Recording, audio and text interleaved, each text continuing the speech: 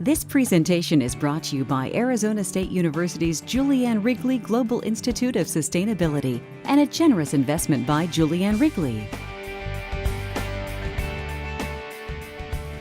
I'm torn on cap and trade versus a carbon tax. And with all the stuff that's gone on in Wall Street in the last several years, it seems to me that a cap and trade program adds a middleman who's going to be taking a cut and is subject to packaging and manipulation and weird derivatives that nobody understands except for a few people.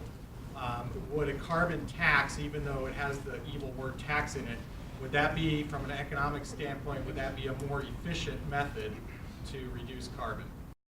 The very short answer is no.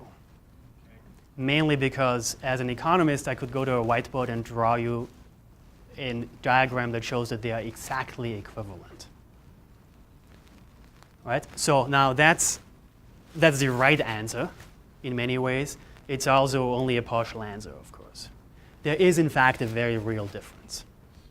And there's two differences, or three differences. You mentioned one, which is politics.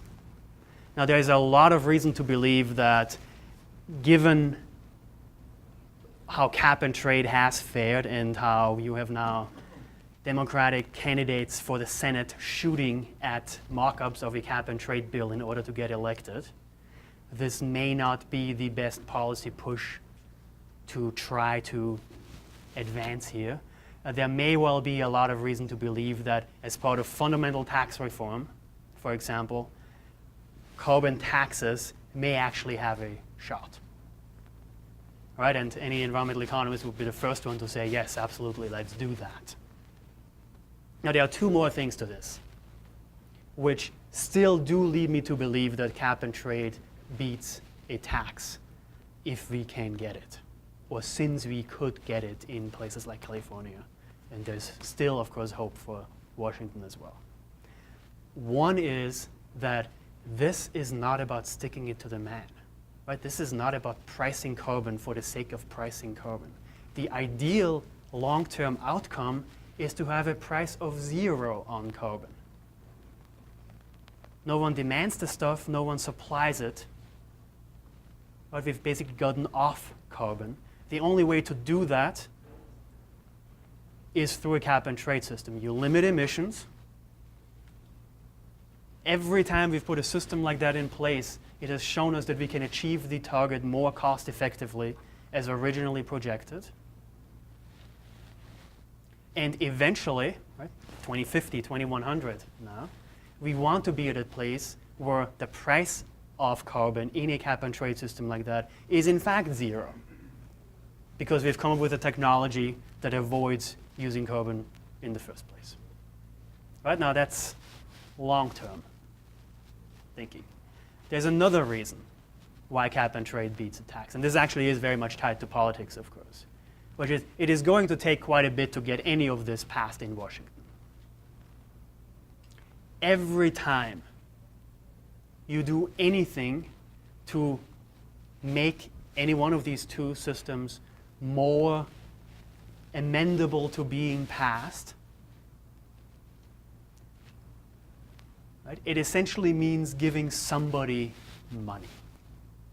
Right? If you do that under a tax, there's one way of doing that, which is tax credits, decreases in your tax. Right? Every time you do that, emissions go up by definition.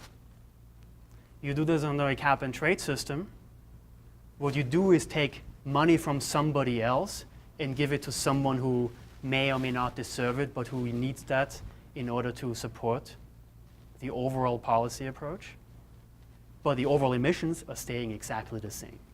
So the political shenanigans in order to get the system passed under a cap and trade system leave emissions intact, whereas under a tax, every time you do any of this, emissions go up.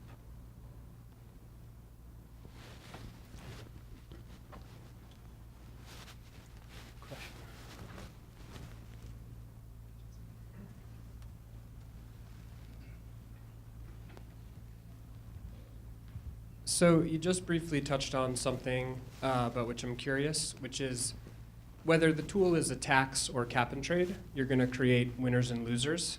And aside from emissions, how can we utilize those tools to not create the same losers that we've always had and worsen the vicious circles that are creating poverty and keeping people in poverty and inhibiting development, et cetera? I would just worry that I'm curious if there are ways to make a tax or cap and trade work for people who are already not articulated in political systems. So there are two answers to this. One is we are trying to solve global warming here, not global poverty. Right? So this is, I mean, sort of the cop-out answer in a sense. But there is one policy problem. Let's come up with one policy solution that targets that. One solution per problem. Right? So if the goal is to essentially, if the goal is to go beyond stopping global warming, then we may want to look at another policy tool altogether for that. Right? Sort of regular sort of income redistribution through the tax system, let's say. That's one. Now, the second part of this answer, which I hope is more satisfying to you, is that in most cases, when we have implemented successful systems like this, British Columbia comes to mind here with its carbon tax, something like this is actually built into the system. So how British Columbia passed its carbon tax was sending out a check in advance of even assessing the tax, refunding a lump sum amount that is going to be collected through the carbon tax. And on average, the ones who pollute less get actually more back than they pay for the pollution, and are made better off through the system overall. You create the right incentives for emissions reductions by charging for the next ton that you emit. Right? And guys like me who fly a lot pay more than the ones who don't, poorer ones. So the rich are hurt more by the system than the poor. So in many ways, you can in fact design systems, and the most successful ones politically are in fact designed as ones where redistribution is very much built in from the very beginning. That is the case in British Columbia, it's the case in Australia, it's the case up to a point in California, it's the case in Europe up to a point. Again, up to a point, right? And this goes back to my first answer, which is right, Sweden has other ways of redistributing income than to look at cap and trade. And maybe we should, of course.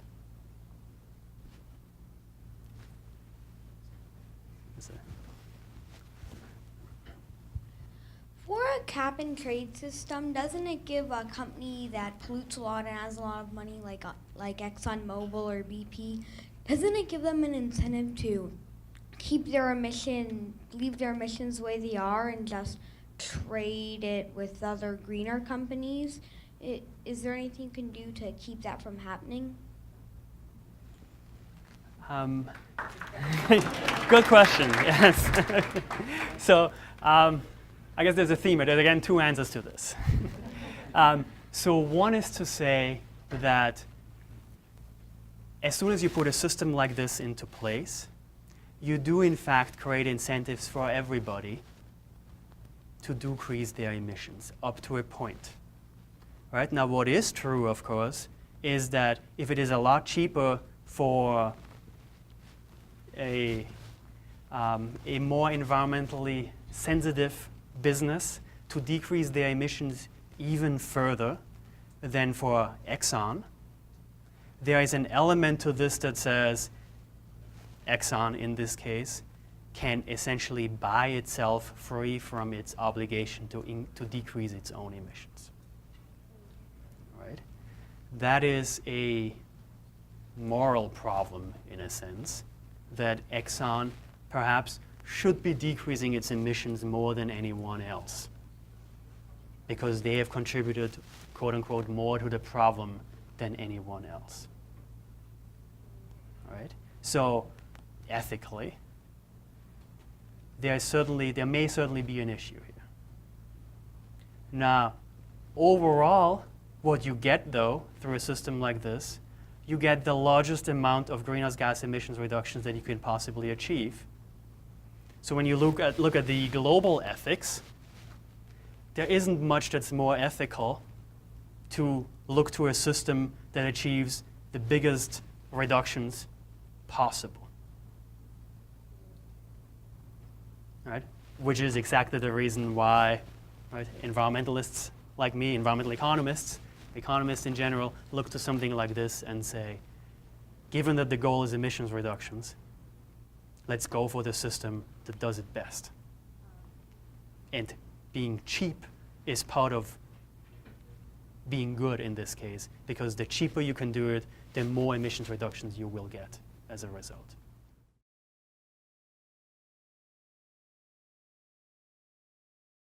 This presentation is brought to you by Arizona State University's Julianne Wrigley Global Institute of Sustainability for educational and non-commercial use only.